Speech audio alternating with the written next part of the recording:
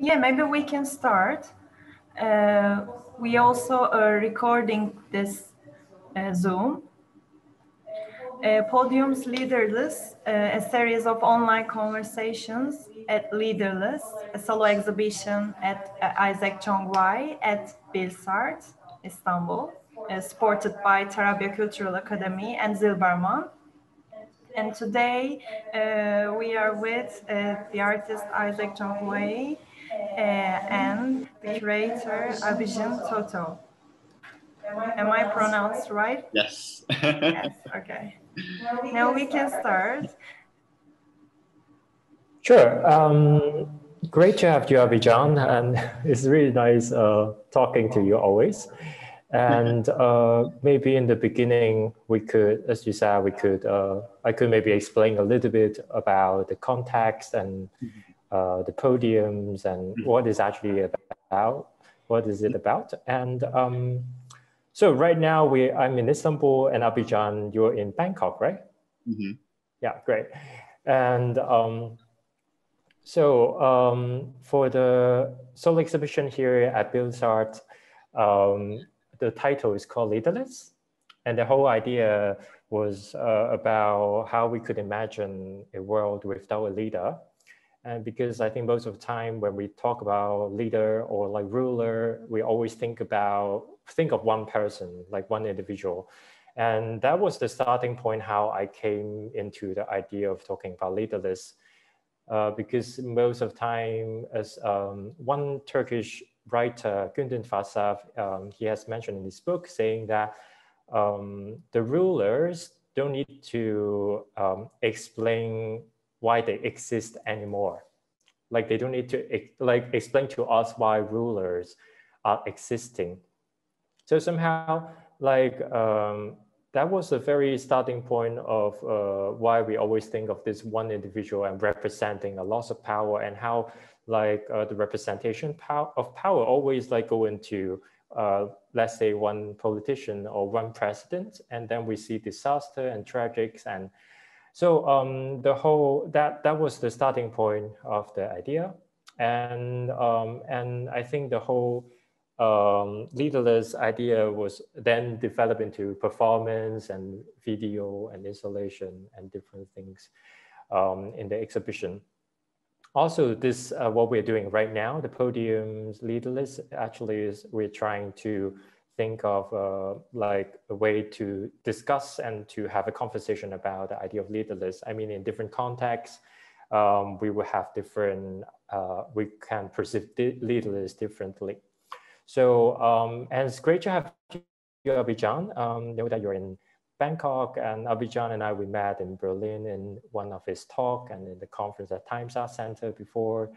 And I think it would be great to also have Abhijan's input on his experience about his research on different revolutions, also maybe more focusing a lot with his own experience also with with the in Southeast Asia, how it is going. Isaac, thank you so much for having me. It's always lovely to talk to you, but I'm also sure that you're quite exhausted having just finished the last performance. But maybe that's a great place to start from, because looking at the trajectory of your practice, you always kind of look at these kind of central figures, especially looking at the trajectory of the growth of sort of the different iterations of this particular piece in and of itself. I'm thinking particularly about the policeman piece that you did a few years ago, and the one that you did before that with the protesters. So I'm wondering, Isaac, maybe a good place to start is to talk a little bit about sort of this series and how it develops, and sort of the things that you were looking at over the course of this time. I mean, it's also a very volatile time politically if you're thinking about the context of Hong Kong, and so maybe we can return to that too as well later. Sure. The whole series is called Rehearsal of the Futures, and it started actually in 2018 in Berlin. I was working with performers and showing a very long performance about how to train protesters and how to like how to rehearse the protest. And by then I was more like looking at the images that we have been consuming or looking at the whole time on the internet, like what, like we are perceiving a body which is being beaten up in a protest, or certain kinds of unjust these things going on somewhere in the world, which is not where exactly where we are living. And I was questioning like the body that we're sitting right now in front of the screen, and how we perceive the screen, and where does the body goes, like after the very intensive time that we have perceived through moving images, or sometimes just certain images, and we are rolling, like just scrolling all the time the screen, and then we have a lot of like overloaded images. So I was more like looking at these images and how they have been repeating, and how like they have been repeating throughout history. And one protest sign that could tell a lot about this work is called like, so they have a sign, and then they are holding the sign saying that we have been holding the same sign since the 60s. And that's why I think if you're looking into the performance of the first, like the first part of the performance about protester, you see a lot of repetitive movement, and it's very long, and it's like they're just, one part is just about them grabbing each other's clothes, and then for 10 minutes. And then the police piece that you mentioned is called Police Training Exercises, and about how to train police. In that piece, I was looking into like the idea of police brutality, and how if we could think of a way to train police in an artistic way. So in that piece, instead of training them to stand, they're trained how to fall. Instead of like fighting and which hurt each other, there are lots of gentleness or care that they pay attention, so that they're fighting in slow motion and they're not hurting each other. And then it came to the piece that that we're showing right now in Istanbul at Bilsart, about politician, like how we train politician, how we would be able to have a leaderless political party, which is artistic, like an artistic political party. And so they will be giving speeches, but like the speeches is decentralized, and they are like not trying to go up, but they're trying to go under. And yeah, so I think I play the whole series, I play with a lot of representations of politician, police, or like protesters, and I acted them, remodeled them. And you know, and then when you're looking at it, it looks very uncanny. And you know that is something that we perceive sometimes in our daily life, but it got edited. And by, yeah, the editing part would be the artistic part. And of course we can still talk more about this idea of artistic, as you said, the artistic research, or like what does that mean by being artistic as a political party? Yeah. Yeah, absolutely.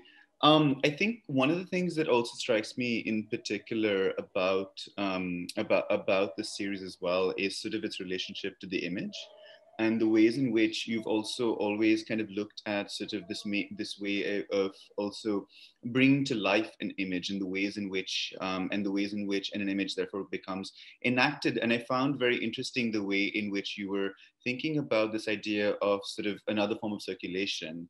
I'm thinking about the newspapers, the screens, etc. And I was just wondering, and you mentioned right now about this idea of editing, and I was wondering if maybe you could talk about the relationship between these and sort of the process through which you know these pieces kind of produce a certain context as well. Like for the show, we have so many things. We have, maybe I can also share some images. Maybe that would be easier. And so for the shows, we have a lot of different things, including, as you said, the newspaper. And let me just try to share the screen here. Good. So, so here you see the show. there are different objects like the podiums in the show. I was thinking about how we use podium. Like normally when we are looking at podium or using podium is we use it to hide something. We hide our notes, we hide our feet, we hide maybe the anxiety. At the same time, a podium is also used to focus on your face, focus on your gesture, focus on your body, and not much about the feet or the legs. And I was thinking about what if we can't hide it? So there is this like installation going on in like in the exhibition, we see a decentralized, like the assembled a podium in the space. And there are also like, these are the podiums. You see different podiums. And they are actually ready-made podiums, and then we cut it.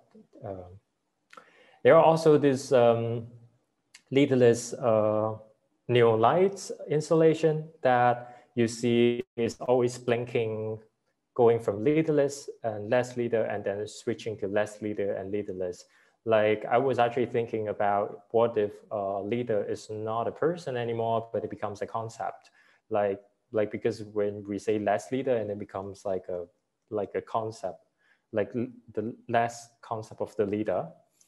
And so playing again with the like the person, but the concept and how they can be shifting in the work. And in the exhibition, you also will see a flag, a leaderless flag, which is cut out. I just find it interesting to have a semi-transparent flag, which you can see through. And also, I think in the exhibition, you see a lot of like semi-transparency or like seeing through, but I mean, it's still kind of covering, but like it's between covering and showing. And I don't know, I think I haven't really seen a flag like that, but it was just interesting to me when the flag is kind of like upside down. I mean, it's not really upside down, but like you see leader, like the beginning is like under, like it's on the ground like that. And there are also this series of poster that I made because the whole idea is like an artistic political campaign, and then we have poster, we have slogan. And so you see here, we say, we are leaderless, we believe in no hero. We are leaderless, an artistic political party. We are leaderless, we represent no countries. And our power is non-oppressive. Our power doesn't belong to the norms. Our power is artistic. And so this is like the installation view. And we also have like a installation video, which is also a decentralized, like different screens. And then sometimes you see the whole image, but sometimes not. And I was also thinking about this like a repetition of the political ad.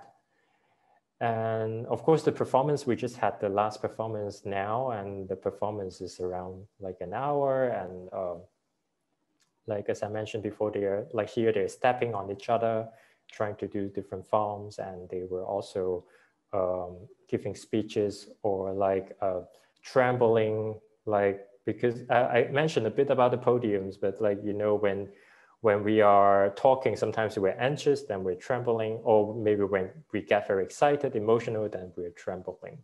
So, I mean, I didn't give a definition of why we're trembling, but they were just like trembling while during the performance. There are also some drawings, which is included in the performance, and yeah. And then we have the newspaper, which is a publication that we did with Culture Academy and Zilberman'ın. And we invited Ceren Ergenç, who is a political scientist. She's gonna give a talk with Zeyno and Evrim tomorrow with the same program. And Gündüz Vassaf, author from Turkey, and I did an interview with him, and it's a long interview, but I really enjoyed the interview. He will be also giving a talk next week on Wednesday. And I just think that is, like as you mentioned, Abhijan, that like how I'm playing with this editing, I think we see a lot of different representations or means that we would use in political campaign, but here it's being altered in a way that looks familiar, but looks different. And I think I'm still holding on to those means or representations of how we perceive political campaign, but there is a filter, like an artistic filter, that goes through it, and then it comes to this like exhibitions. And yeah, and I also wrote like a manifesto of Leaderless, because we know that, I mean, we are very familiar with the manifesto in the art world, but we also know that actually manifesto started from more in a political campaign, like a political means. That's why I wrote a manifesto, and which is included in the work, in the performance. So here we have the podium, which is also part of the concept of discussing about the ideas of Leaderless. Yeah. So this is like this is it, like the show, and somehow development, or how it got produced now at Bilsart. Maybe we can keep that image going. It's very, I think it's very sort of powerful to kind of see that and kind of be informed by it as well. I mean, I think, you know, there's so many sort of these questions that I want to kind of get into, but I think the next one that's sort of following up from what I was just asking, I think also in response to this idea of editing, I was just also wondering, because I mean, like when I see your performances, there is this sense of almost like a film, a cinematic gesture, kind of editing gestures together. So I was wondering if you might want to talk a little bit about sort of the vocabulary of gestures to which you're referencing, to which also you're building through this performance as well, and sort of how you're kind of building them together. I like when I'm developing the performance, I actually do a lot of sketches, which you see. Wait, let me show it. The sketches, I think it's here. Maybe we can't see it very clearly, but I do sketches to like it's kind of like different vocabularies. Like I will have one sketch which is written trembling, and I will have another sketch which has written handshake, and then I arrange them together. And so the whole structure of the performance is like different kind of, if we are talking about vocabulary, it's like one vocabulary after another vocabulary, and like showing trembling, and then showing handshake, and then showing certain kinds of position, or like standing upside down, and we have like different words like that. And by the end, like in the end of the performance, we have like a collage of like all these words coming together. And sometimes they make sense, like the gestures, they're coming together, they make sense, and sometimes they don't.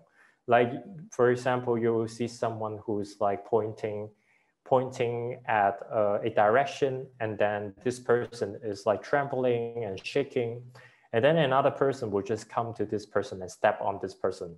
Like there are lots of different sentences that could be built through all these vocabularies, but yeah, but in the end of when we perceive it, actually it might not make sense. But I also think that it doesn't have to make sense. That's also, I think, is an important part of like not always trying to make the sense that we think we know. And yeah, that's also, I think, would be one of the power of art that that we need to that I need to learn, or like I need to I tend to create in the piece. Yeah, absolutely. I mean, I feel like there's sort of very interesting sort of kind of choreographic act in sort of producing these moments where there's sort of these collisions that occur, again, which kind of references the ways in which these also occur in movements. For me, I mean, you were talking about, this long history of the manifesto, also within artistic practice. I mean, going back, to the 20s or even further back. And I was looking at the podiums, and of course, what strikes me in particular is also the history of presence, the presence of the leader, but also this very ecclesiastical history of the podium itself, that how the ways in which it comes from the church, and it's about sort of presenting the body, which therefore connects to the immaterial. And I was wondering within that context, sort of how you're also thinking about the body and its position within, which is in times representational, but at times also goes beyond the question or the need of representation within this performance, and also within sort of the practice that you're attempting to develop through this. Yeah, I think like when I was thinking about developing the work, I was thinking a lot about how faces is representing power, like how we recognize a politician, then we say, oh, this person is powerful, and how leaders are also representing people, like how their body or like how their faces are representing other people. For me, it was like, why? Like how me as an individual could be represented totally or completely by another individual, or like or a leader, through, let's say, it can be a democratic voting, it can be also an autocratic regime, and that automatically saying that our body is being represented by the leader, or like the leader is representing the people. And for me, it's like, yeah, for me, it doesn't really make sense. Or like as I said in the beginning, that like the leader also stop explaining us why they represent us, or why we have the need of a leader.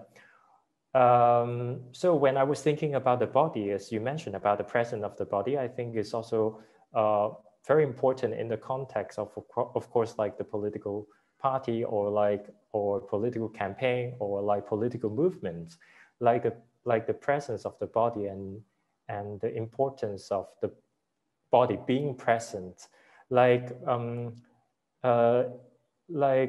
Leaderless, for example, in the performance, we still see the body, but the body or like the face is being blurred. So you can recognize the performers, you can recognize the face, but their face is being blurred. Then it becomes like you kind of recognize them. And I think I question a lot why we need to recognize them, or like, but at the same time, I also question that if the body or like the face is totally absent, what is the danger behind a nameless or like a faceless figure, which is ruling the people? And yeah, so like when it comes to the presence or absence of the body, even going to a level of talking about leaders, when we have absence of the body of the leader, then who are we going to blame, or who can take the responsibility? And so there are a lot of like questions like that about the presence of the leader and the absence of the leader. And if we are looking into like the work itself, I think we are constantly trying to be moving in between that. We show up, then we go away, and we are talking about, we are speaking a speech, but we are also actively muting certain kinds of words that we are saying. So like I think the work in the work itself is like going like that. But of course, you still see the body, because I still think that yeah, I still think that without the body, it will be dangerous, like to have no images to point at, or like to have no one to lead to. And but I think I'm still in the process of thinking about it. Like I cannot say it's an absolute thing that I would say, oh no, we cannot do this. I think in the end, when we talk about leaderless, I cannot say that leaderless is the solution, or leaderless should be the way to in the future, or like how we should do it. But it depends on the context and even like how people are using it, like how the state is using leaderless, or how protesters are using leaderless, or how we in cultural institutions or like artists are using the idea of leaderless, and also if there is a way that we can avoid the like centralization of power upon an individual. I think in the speech that I wrote, I was more pointing at an attempt to decentralize, but I cannot say that I decentralize. I think it's too arrogant or like too crazy to, yeah. It's good to be, sometimes it's good to be crazy, but I think like in this case, I would say it's more an attempt instead of that we manage to decentralize. I mean, exactly. I feel like there's a sort of interesting sort of point of, I mean, sort of a kind of a strange, a kind of like dichotomy within the text itself, right? I mean, if you think about the appearance, I mean, one often thinks about texts as if they're appearing, right? I mean, thinking of it totally out of context, but I mean, thinking about this text appearing in the context, for example, of a catalog, which has your name on it. And therefore, there's a very interesting sort of back and forth between the production of an artistic identity and the production of you know, this leaderless kind of form as well, like, you know, where one draws one's own position within that. And therefore it's this idea of hesitation, of this idea of reiteration that I find to be very interesting and very compelling. You know, within this practice. I mean, I'm thinking also about this idea of the rehearsal. I think, you know, I'm thinking about how the entire series is also called The Rehearsal, and you mentioned earlier about this idea of the training exercise, and how when we're engaging in political movements, there is no time for a rehearsal. There's no time to become trained, right? Or how does one become trained? And I was wondering if maybe you wanted to talk a little bit about, you know, about this idea of almost creating a backroom for political activity that seems to be enacted within this series in itself. Like as you said in the beginning about like authorship, or at the same time leaderless. And yeah, I think I've been struggling with this idea for a long time. I was thinking, is artist leader, or like can artist be leader? And in what sense that an artist is a leader? Or is this, if we are talking about the political sphere, maybe the artists are the least leader. But if we're talking about the art world, and can like, yeah, it's like who is like the leader, and can we say artistless, or to replace the like, or we say leaderless? And again, I don't think I have a final answers about that. But for me, it's still I'm still thinking about it. That also goes to another question about the rehearsals that you talked about. Like the whole idea was about how we would be rehearsing.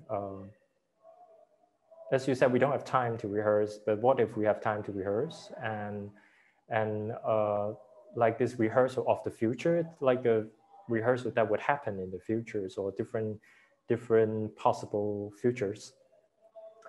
And rehearsal again is always for the future. And I think for the rehearsal here is the idea was more about how, yeah, I didn't really think about it, but maybe it's about how we would actually have time to rehearse like in the future. And at the same time, what we would be doing is that there will be still protests. Like I think the proposal here is not to say we have no protests, we have a beautiful world, and everything will be all right. I think like that's not really what the work is about, but that we still have police, or like we still are dealing with the same issues. And because throughout history, I mean, police is not always here, but it also is an artificial, is like started in the UK and how they got into the idea of police. And until now, we are thinking that police should exist. And for protests, some countries have protests, and we know that until right now, there are still some countries we cannot protest. But in this imaginary future, and how protests will still go on, and how it could be rehearsed, and how it would maybe be looking like, and that would then question also our presence and how we should deal with like the protests that we're looking at.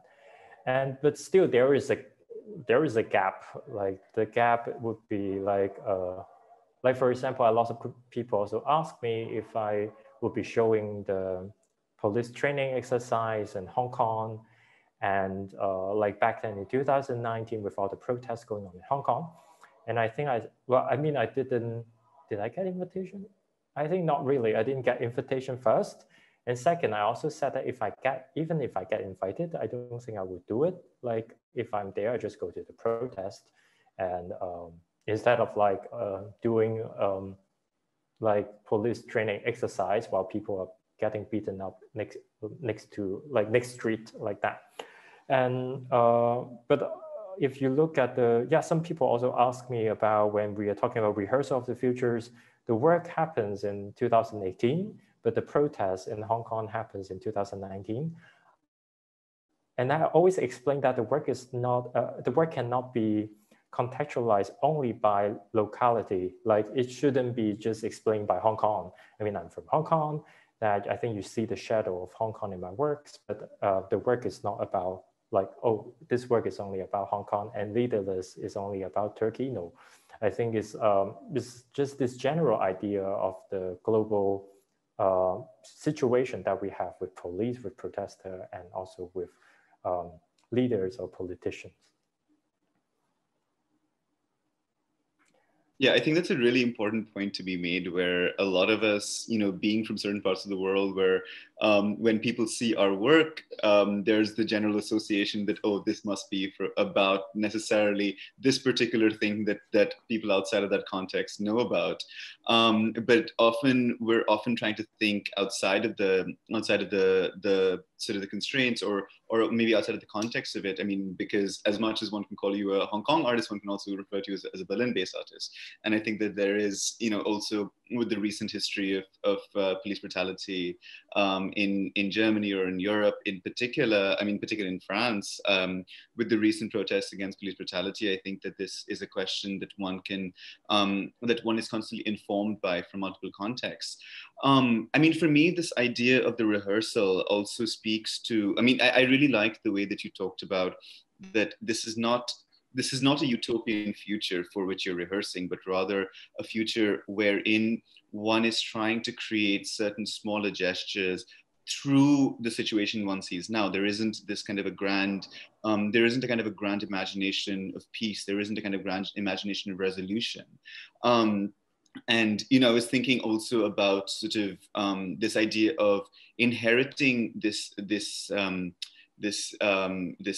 kind of tenuous connection with the future that also kind of animates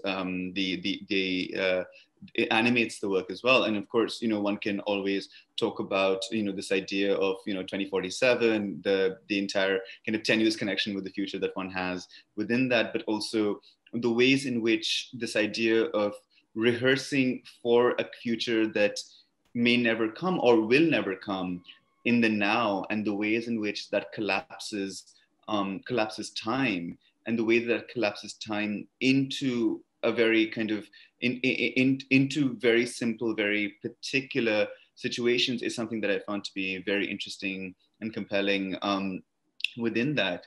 And I was wondering, therefore, what ways perhaps one could produce an imagination of the future from this kind of future, no future situation that one seems to kind of experience within the work. This is kind of, I mean, thinking about this idea of speculation as well, like how, what forms of speculation this work is also perhaps attempting to arrive at.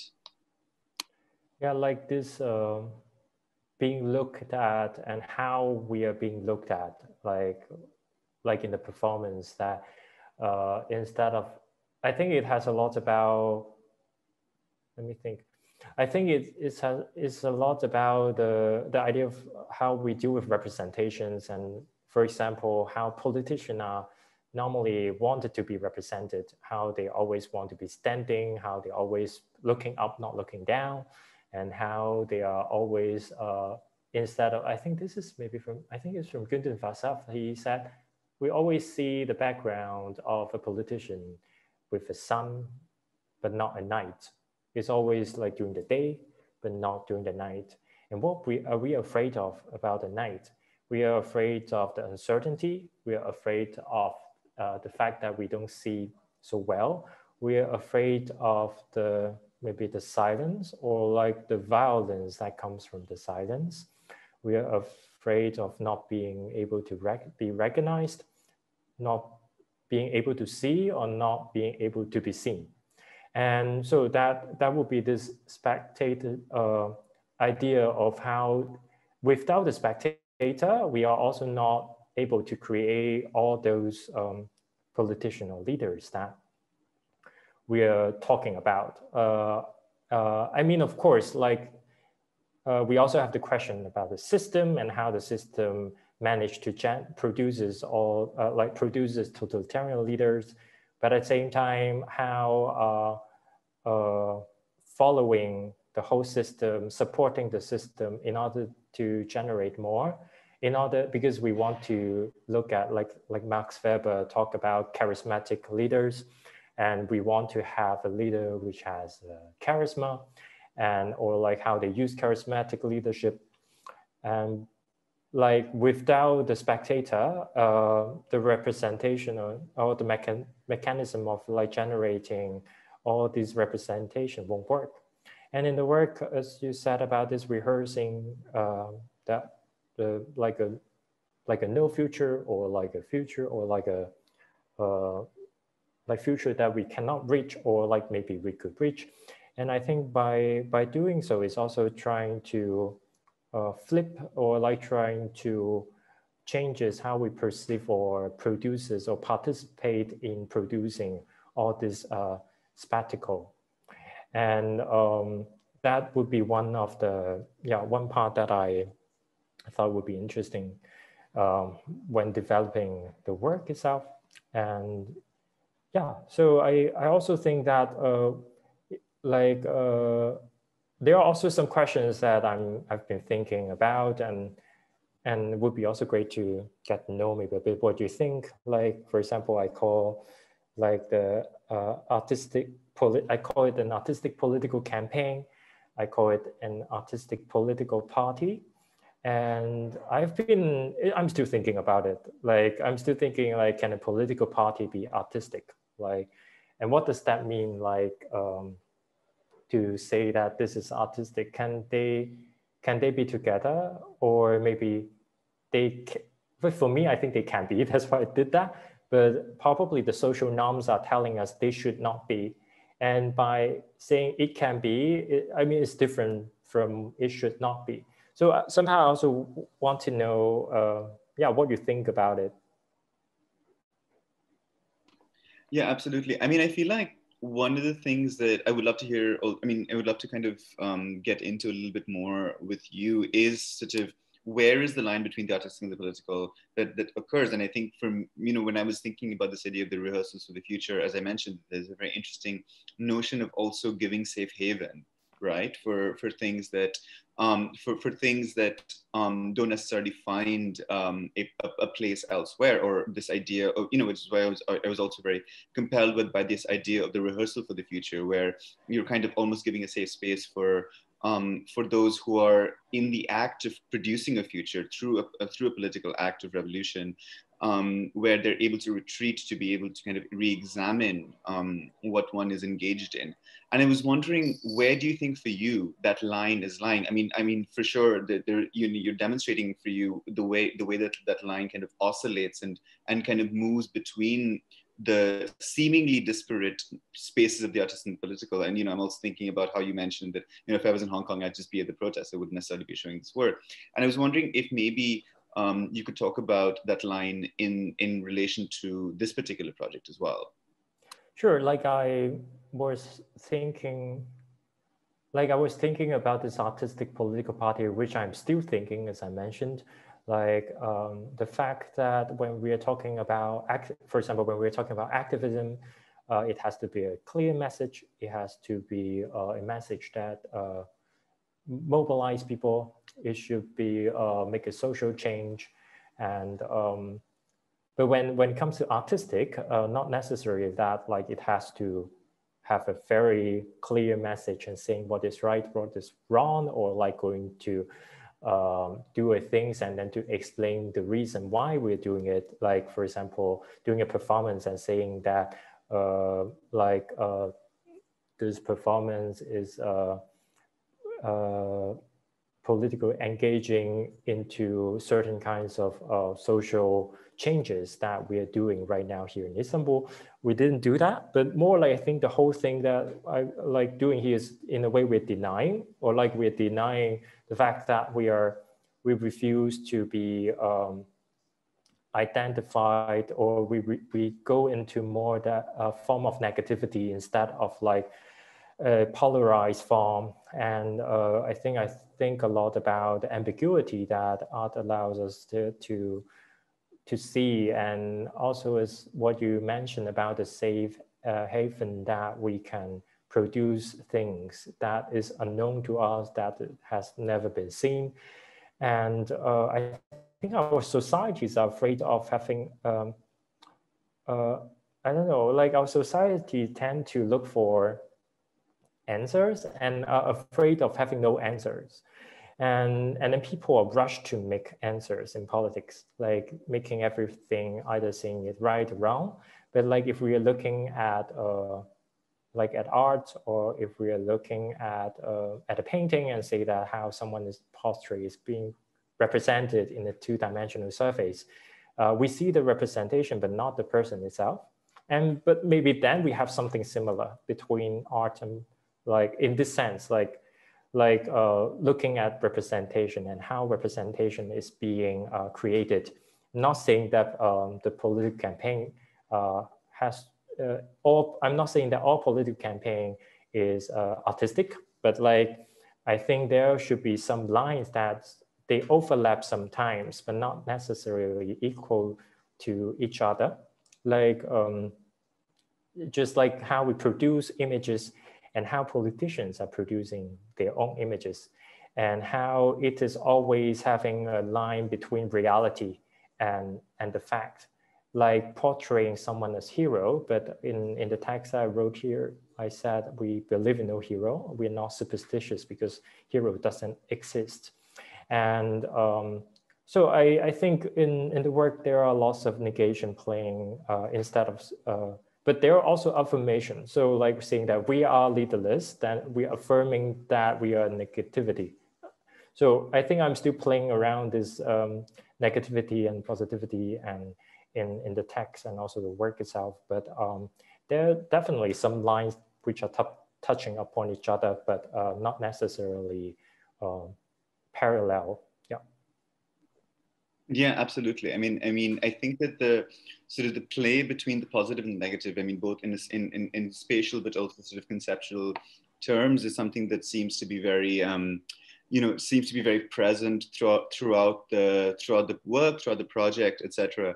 It's very interesting when you were talking about, this idea of the leader never being represented at night. I was thinking a lot about that very iconic image of Trump when he's coming back from this failed rally, and he's photographed at night in high flash, coming out of his plane looking terribly dejected, and it becomes this very iconic image that sort of represents this idea of the fallibility of Trump as well. I mean, thinking also about the ways in which there was this kind of entire discussion about the ways in which he always kind of like leans forward when he talks to people as a kind of mode of intimidation, etc. And sort of the notions of the body that also centers and makes us very aware of. But coming sort of to this larger question of the way in which leaderlessness is enacted, and I was thinking about sort of these talking about Trump, I was thinking about these two sort of examples, one of the movement Anonymous, and the other of the QAnon movement, which both kind of going on sort of almost simultaneously, almost kind of feeding off of each other in the United States. I mean, one kind of having started off sort of from this kind of Occupy Wall Street movement, and the other from kind of the internet chat room moment, etc., which ultimately led to the storming of the U.S. Capitol building. And I was wondering if, in watching sort of these different trajectories of leaderlessness in movements, I'm also wondering how you're responding to them artistically, and how, they're also perhaps in different ways also contributing to the ways in which you're engaging with this idea of leaderlessness. Yeah, I think like for leaderlessness, I think whenever we're talking about leaderless movement, we would think about, like, for example, in Istanbul here, the Gezi Park movement, or the Occupy movement in the US. And I find that, it's true, like this leaderless movement, and comparing it to what we've just seen, like in Capitol, like with all the Trump supporters storming, and there is something weird going on there. It's also about leaderless. Like for them, it's like losing their leader. Like they're losing their leader, so they are going to storm and to protest. And I think that shows us that we need to look at leaderlessness or leaderless in different contexts, and also at the same time not trying to totalize the idea of leaderlessness into only one thing, like it can happen, as you said, in certain kinds of movements that we have mentioned. It can also used by people who are saying that Trump is not there, so it's leaderless. That's why we go for it. And if we're talking about artistic practice responding to like all this leaderlessness or leader, I think I would just I'm still trying. I'm trying to create like a leaderless world, but without just only one leader, and then playing with all the representations that we can see, basically playing our perception towards leader, or how we perceive leader, how we think of a leader, and by subverting it sometimes, but then I also in the work reconstruct it again. Like, I think instead of deconstruct the whole thing, but I think it's still reconstructing. We still see the body, we still see certain kinds of things of leading. And in the text, you also see that I said we're not against leading, because I think let's say in a community, we can still have people who are leading, but instead of having one leader ordering all of us what to do, we are just maybe doing what everyone is good at. Then we still have a momentum of power circulation in leading, but we don't have a centralization of power onto one individual and saying that this person is like God, this person is like a hero, this person is the leader who knows better than what we do and who should order us what to do. And I think with the artistic practice, there are certain kinds of things or opinion that I'm having, but like I use performance and all these other means as a filter, then we are more going to the ambiguity that I talked about like then it's like an artistic political campaign instead of calling it a political campaign. Yeah.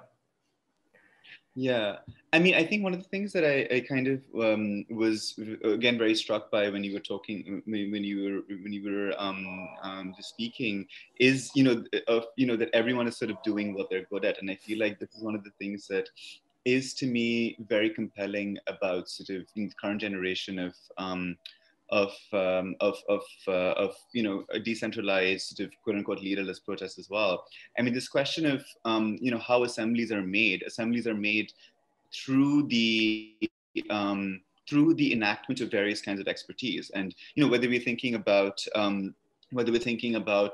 the expertise of being able to gather people, of the person who's in a movement, the person who's like calling everyone up and saying, okay, we're going to meet here, etc., etc. The expertise of being able to heal the wounded, to be able to pick them up, the expertise of even being able to navigate a particular urban context in a particular way, like whether when you're running away from the police, the person who knows where you should run to, etc. And I was thinking also about, when we talk about this idea of the artistic and the political, the artistic also as producing a certain context of expertise, the expertise of the body, the expertise of representation, the expertise of the use of space, for example, that comes into this. And I was wondering if maybe this idea of the rehearsal also is the attempt to rehearse or the attempt to train in another form of expertise as well, or maybe if. Oh, I think I lost the last sentence. No, I was saying that, I mean, perhaps this notion of training also becomes a gesture towards the building of a different form of expertise as well. I mean, that's also one of the ways the lines get drawn. Yes, sorry. True. I mean, that's also all about the idea of training and the idea of training then like becoming something. And in the work itself is kind of like, in a way, kind of like stuck in the loop of like training the whole time. So somehow like the results or like the like how it would be looking like.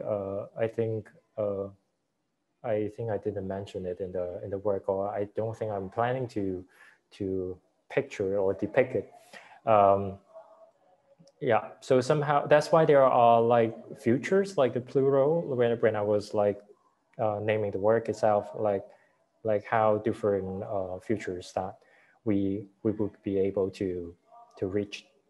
And you also, I think we talked a bit about the different movements, and we talked a bit about the US.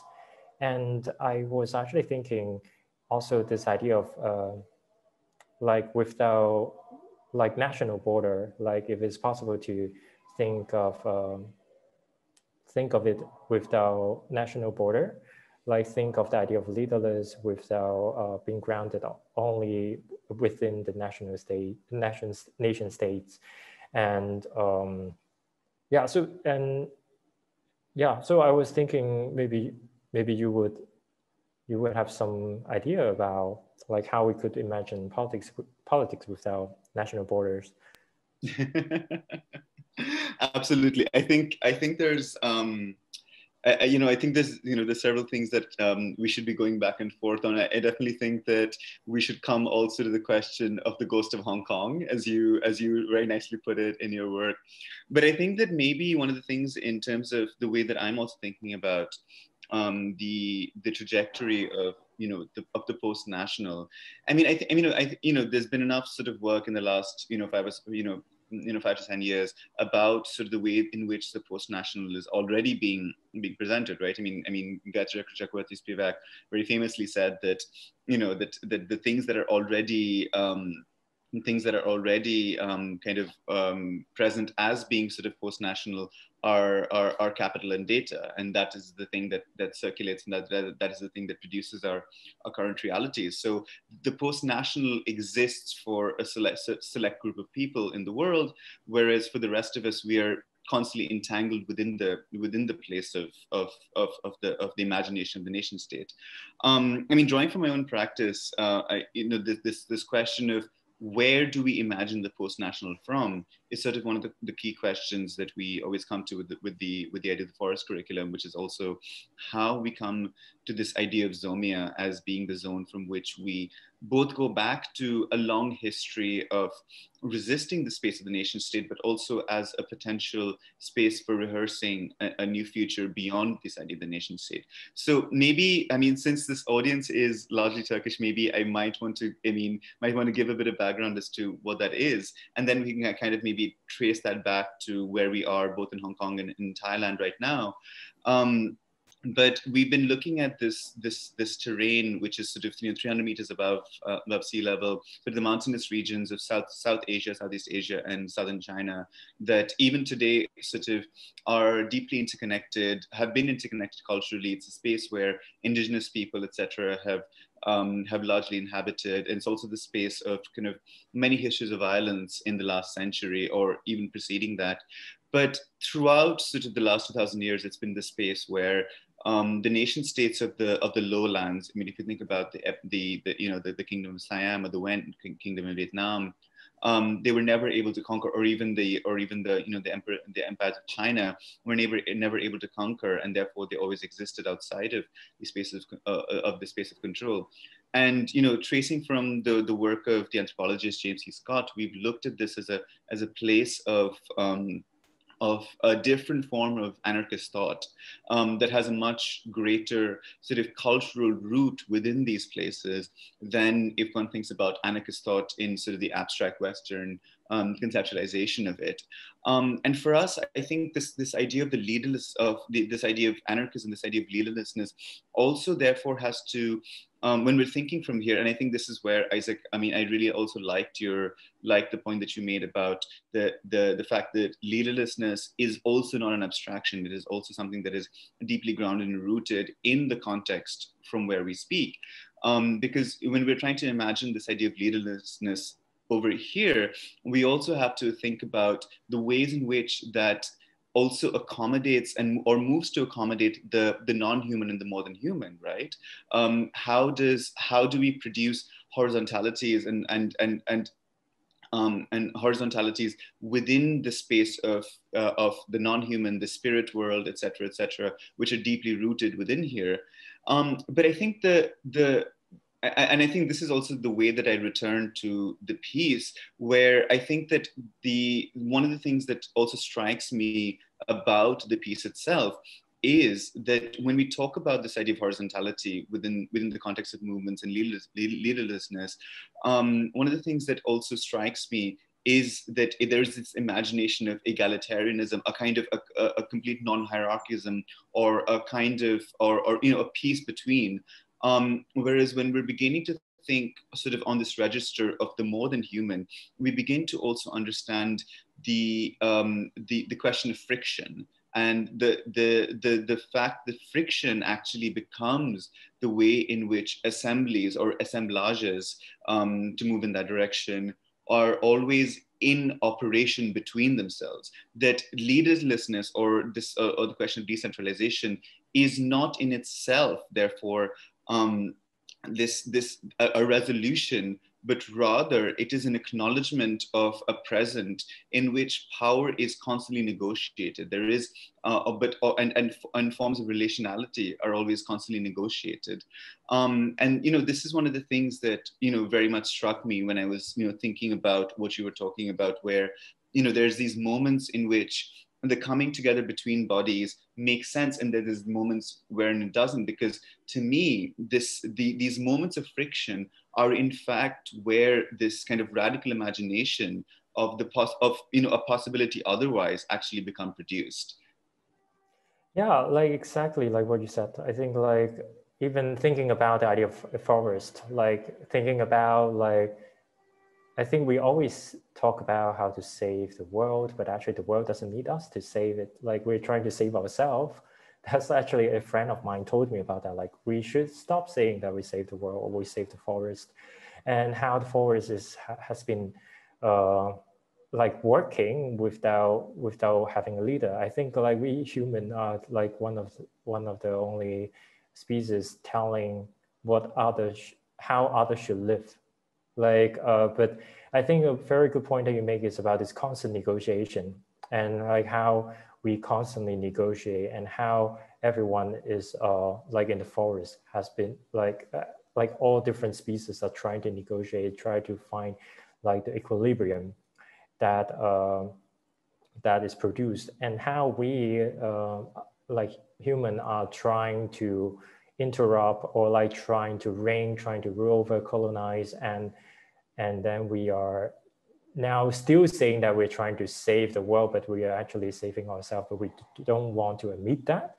And yeah, so that was like for the negotiation, I think that would be something that I could think even further in developing the work, and how this negotiation would be could be constantly produced and in performance or in a form of art.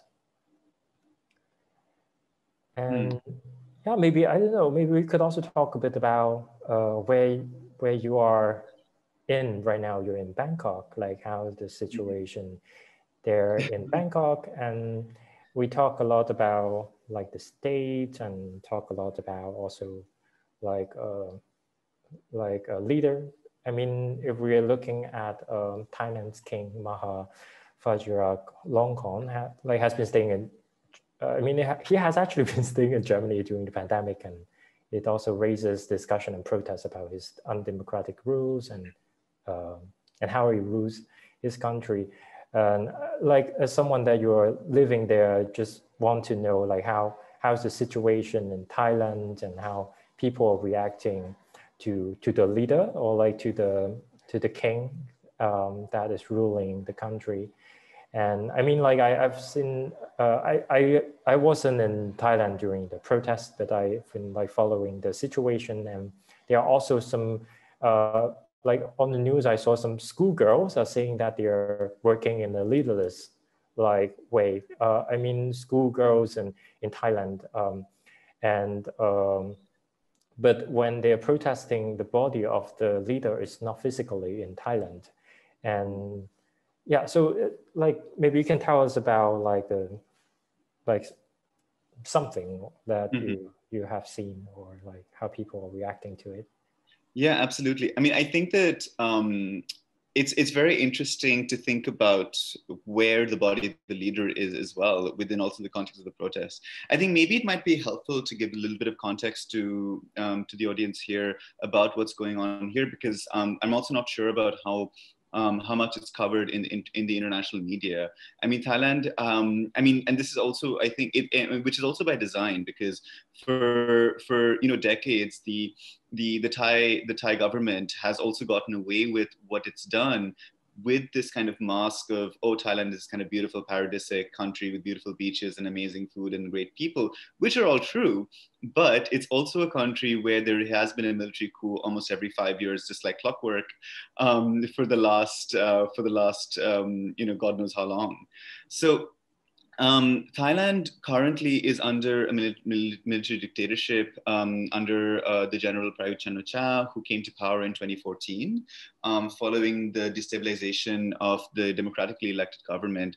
Following that, there has been, many protest movements, an attempt to bring back democracy to the country, even though it still remains under the rule of the royal family. Most recently under King Rama IX, King Vajiralongkorn. So. I mean, before, when the last king was alive, he was extremely popular with the people, etc. But when this king came to power, I think a lot of that hold on the power of the institution of the monarchy was also began to slip, because of the lack of reverence, not the lack of reverence, but also maybe people seeing that he was, spending giant amounts of taxpayers' money on his palace in Munich, where from he very rarely returned to the country.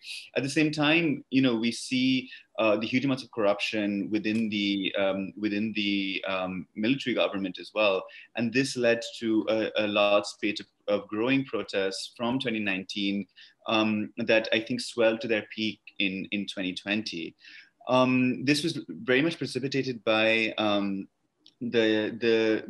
series of disappearances of activists in exile. Activists who had been charged with what's known as the lèse-majesté law, the law against the insulting of the monarchy, who'd fled to other countries and been kidnapped and murdered in Laos or Cambodia, et cetera, et cetera. And I think also a new generation coming to the forefront, beginning to articulate their aspirations for the future, et cetera. And I think that what's really very interesting, and I think also very pertinent to the conversation that we're having right now, is that this protest movement is not focused on bringing a certain group of people to power. There are no specific leaders of this protest movement. There are collectives, there are groups, there's organizations, and there's of course people that are prominent faces of the protest movement. For example, Pi Rong, who recently received the Gwangju Prize for nonviolent propagation of democracy in Korea, who have been the face of the movement.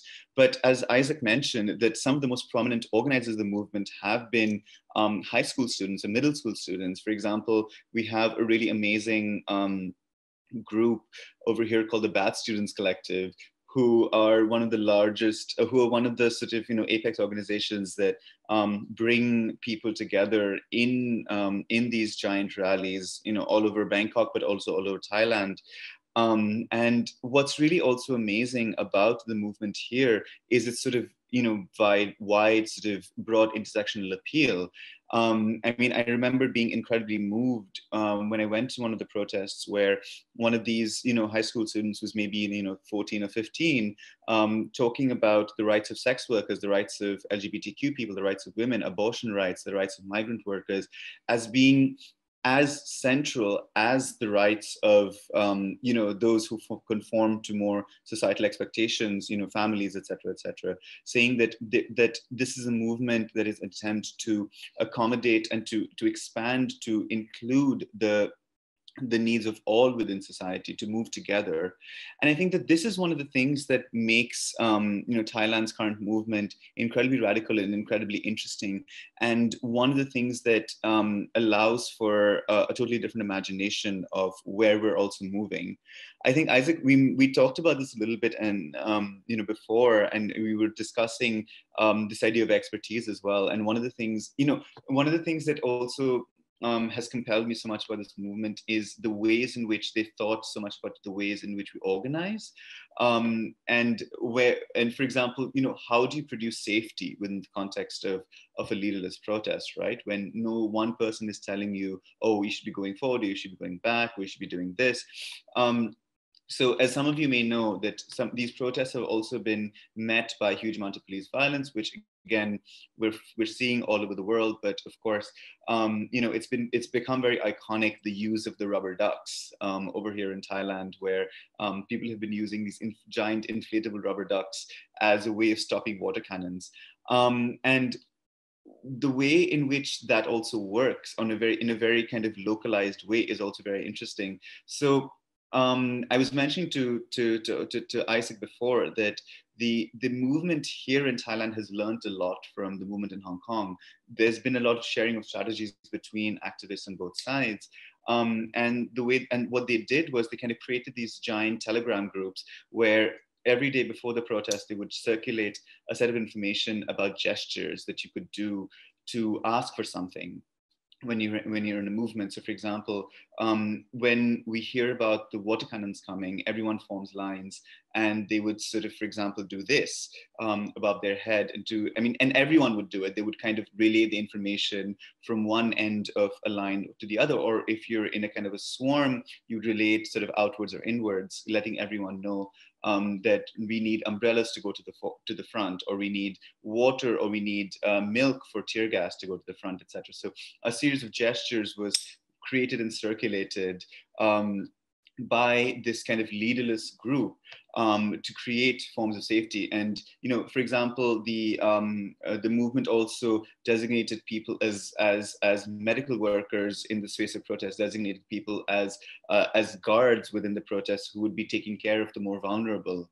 And this is something that I find to be very interesting when we think about how leaderlessness and leaderless organization is created. And so I think that, in terms of where we are in Thailand, I think that the new generation has really articulated a very, very different vision of how to organize, which goes beyond the imagination of political parties, which goes beyond the imagination of sort of these top-down organizations, but really enacted through the tools at hand a very different way of working.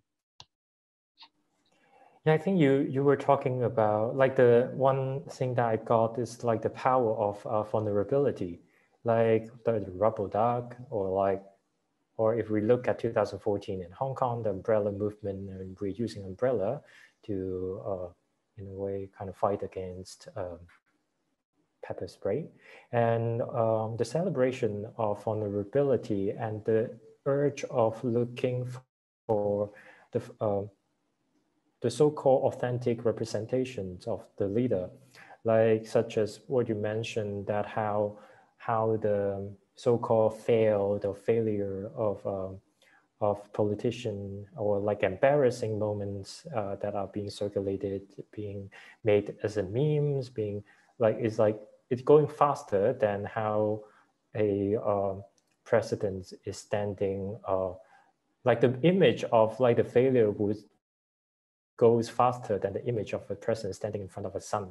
And so it's like the urge of looking for the authentic human. I think is going on, like in Thailand, in Hong Kong. And you also mentioned a bit about the tactic and how people are being organized. Sometimes also, I think we could also think about the idea of leading. And at the same time, we can also think about organizing, like what would be the difference, and how, like, let's say, how technology has been changing the way how we organize, and how protesters are using ways, in a way, also to be against the technology of surveillance, of 5G face recognition, and how to be against, as you said, the miscommunication, and how democracy will be a way to look for it, like a democratic polling, in like that's like the ways how Hong Kong, like people in Hong Kong do during the protests. Yeah, so I think we are. Let's see. Do you have anything you want to add? Yeah, I was just going to say that I'm just aware of the time. So I think, Zainab, maybe we should move into an open Q&A. Does that make sense? Yes, because of our limited time, maybe we can have some questions from audience. If anyone has any questions, can write on chat, or I can also turn on the microphone. Yeah, I think, since we have a small number of people, I think maybe we can just invite people to just turn on the microphone and ask the question. Rosali or Miju, or do either of you want to say something?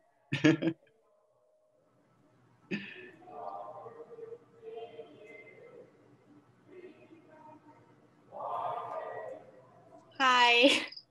Hey. Yeah, it's so good to see you, see everyone. I think I don't have a question at this point, but because it's also really late at night and my brain is kind of empty. But thank you so much for sharing, Isaac. That was really nice to follow the conversation and see a bit what yeah, to learn about your process and what you've been thinking about. It was really good. So yeah, not a question, more of a comment. Thank you, Rosalia. So does anyone have any questions? Rosalia, thanks for that too.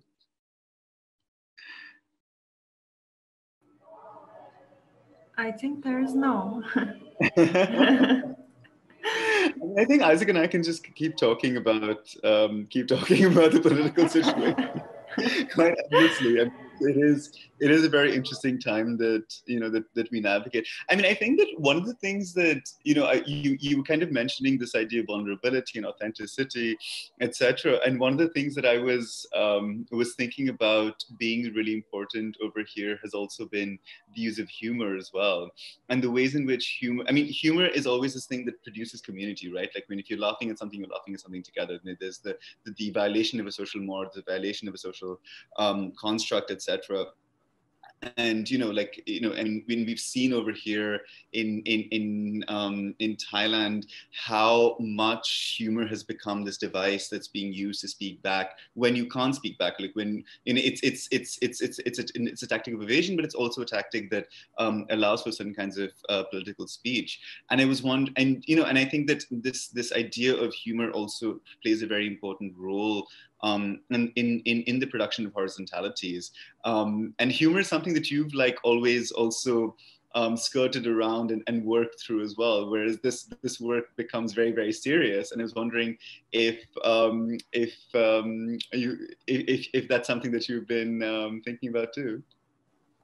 Yeah, I've been thinking about. I think humor is definitely something very important, because somehow we are often being muted to laugh, like in serious ceremony, in national calls ceremony, we're not allowed to laugh, or and then where can we laugh? We only laugh with, as you said, in the community, and how laughing also being part of the community, and instead of laughing with the presidents, let's say, which is super weird. Yeah, true. I think my work looks very serious, and I think my work used to be in a way more, I won't say funny, but maybe more relaxed. I think I was doing work such as having a walk with a golden fish, and I just put this golden fish in an aquarium, like a small tank, and then I'm just walking with the fish. But right now, the thing that I do is also, I don't know, maybe I become boring, I become more boring. But humor definitely would be something that I should look into, and but I'm not sure if I would be able to use that. Probably, I think though, when we produce or create artworks, there are still certain kinds of hints that you can get from, I mean, it's the artist who produced the artwork, so I think it somehow makes sense that you can get a hint of maybe my personality, and but maybe it will change. I think it also depends a lot of how we perceive certain kinds of subjects, and if I know some artists, they use it very well. Maybe it's just not my talent to do that. But surely, I think laughing is important. If we don't laugh, that would be very dangerous. So I think we should always laugh when I love laughing at the memes and all these things. They are telling the truth, but in a sometimes very sad way. But it's also something that is making a change too, in a leaderless way. Mm-hmm. Yeah. And I don't know, if we don't have any questions, we could also call it an end. I think we don't have any questions, so everything was really, really clear. I'm really always, I was so crystal clear. There's no questions at the end. Yeah. So it was a nice conversation. Thank you, Abhijan, to be a part of Podiums. Thank you, Zainab, and thank you, Isaac, so much for inviting me to be a part of this. It's really always lovely to be in conversation with you. And thanks to everyone who joined, especially to meet you, and because I think it's like midnight your time now. Thanks for joining in from Seoul. And yeah, I'm really looking forward to seeing the rest of this series. Zainab, when's the next podium session? Tomorrow. Yes. Same time? Yeah. 4, I think. Yeah, for tomorrow we will have 4 p.m. Yeah. Do you want to plug whoever's speaking then? Maybe I can talk about the program that we actually have invited Evrim Altuğ to moderate the talk between, Evrim is art critic and director of Zilberman'ın, and he will be moderating a talk between Ceren Ergenç. She's a political scientist from Istanbul, and she's currently teaching in China. And we also have Zeyno Pekünlü, and she's an artist, and they will be talking about like the continuity of leaderlessness, like how leaderless continuity in the past and the future, like how we will be like looking at the continuity by sometimes altering the past, or sometimes how we continue in the future with leaderless movement. So it will be more about political science as well as like Zeyno personal experience in Gezi Park movement or other forms of protest in history.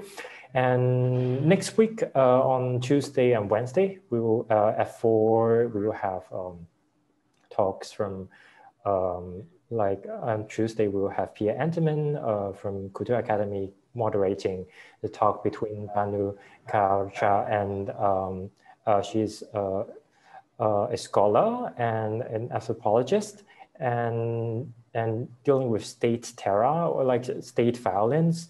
And we also have invited the General Council of Germany, Johannes Hegenbrecht, and they would be talking about the state and leaderlessness, and like just to think about like if there would be a way to like if the state would be using leaderlessness, or like how the state would be looking at leaderlessness. And at the end of the Podium Leaderless conversation program, we next Wednesday at 4 p.m. we will have Evrim again, Evrim Altuğ, and Gündüz Vassaf. I think a lot of audience from Turkey would be very familiar with Gündüz Vassaf. She's a psychologist and an author. They will be talking about the death and birth of leaderlessness, and how we going back to the very beginning, as Evrim has written a text about like the birth of human and the totalitarianism there. Mm-hmm. So thank you very much, Abhijan, and thank you, Zainab, and thank you all the audience coming to listen to our talk. And I hope you you stay healthy and safe, and feel free to just register our program, and we'll be happy to see you again. Yes, thank you, Isaac. Thank you, everyone. Bye-bye. Thank you. Bye-bye.